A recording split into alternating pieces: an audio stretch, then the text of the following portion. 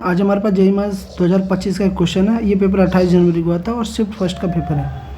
ये क्वेश्चन जो है करंट एंड इलेक्ट्रिसिटी का, और क्वेश्चन कुछ इस तरीके से है।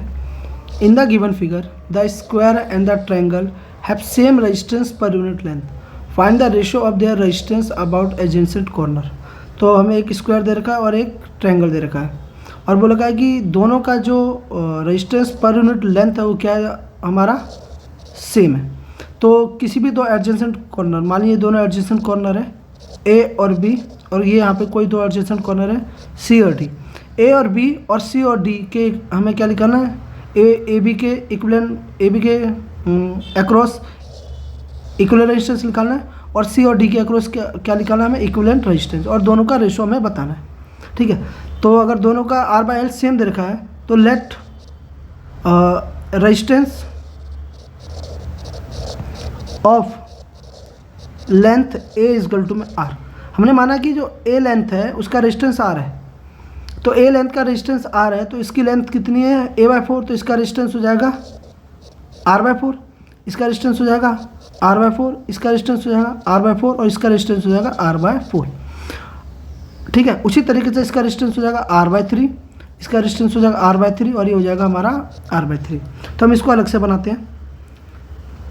तो हमारे पास एक रेजिस्टेंस इधर है, एक रेजिस्टेंस इधर है, एक रेजिस्टेंस इधर है, और एक रेजिस्टेंस इधर है। ये हमारा ए और ये हो गया बी। उसी तरीके से ट्रायंगल को बनाते हैं। एक रेजिस्टेंस इधर है हमारे पास, एक रेजिस्टेंस इधर है, एक रेजिस्टेंस इधर है। ये हमारा सी और डी।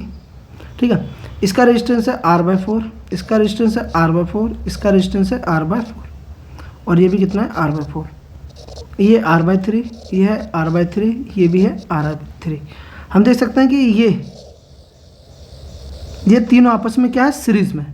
ठीक है, और सीरीज़ में तो इसका अगर मैं इक्विवेलेंट सर्किट बनाऊँ अब, तो क्या हो जाएगा, इन तीनों को सीरीज़ में, तो तीनों का सम कितना हो जाएगा हमारे पास 3R/4, और इसके नीचे वाला रेजिस्टेंस कितना दे रखा हमें R/4। ये हो गया ए, ये हो गया बी। ठीक है, अच्छा ये दोनों क्या है हमारे पैरेलल में, ये दोनों क्या है पैरेलल में, तो R इक्विवेलेंट कितना हो जाएगा इन दोनों का, इसका हो जाएगा 3R/4 इंटू में R/4 डिवाइड बाय में 3R/4 प्लस R/4। इसको सॉल्व करूँगा तो हमारे पास आएगा, इसको सॉल्व करने पे हमारे पास आएगा, ये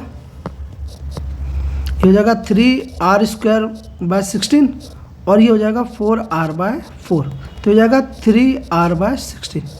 तो स्क्वायर का आ गया हमारा इक्विवेलेंट रेजिस्टेंस 3R/16, तो R ऑफ ए बी आ गया हमारा 3R/16।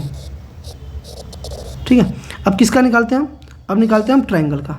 अच्छा, ट्रायंगल में देखिए ये दोनों क्या हमारे आपस में सीरीज़ में, तो इन दोनों का सम कितना हो जाएगा 2R/3, और ये दोनों क्या है इसके साथ क्या है पैरेलल में, तो इसका अगर इक्विवेलेंट सर्किट बनाऊँ मैं, तो ये हो जाएगा हमारे पास, ये हो गया हमारा डी, ये पॉइंट हो गया हमारा सी। ये कितना दे रखा है, ये दोनों सीरीज़ में है, तो दोनों का सम कितना हो जाएगा, ये दोनों का सम कितना हो जाएगा, ये हो जाएगा 2R/3, और ये कितना हो जाएगा R/3, और ये दोनों क्या है आपस में पैरेलल में, तो R equivalent of C D कितना हो जाएगा 2R/3 इंटू में R/3, 2R/3 प्लस R/3, ये हो जाएगा 2R²/9, और नीचे हो जाएगा 3R/3।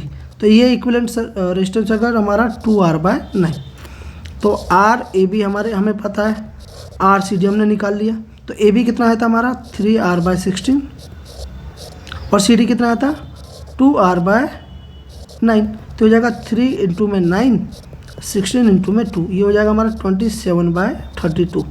ये हमारा ऑप्शन है, क्या था 27/32।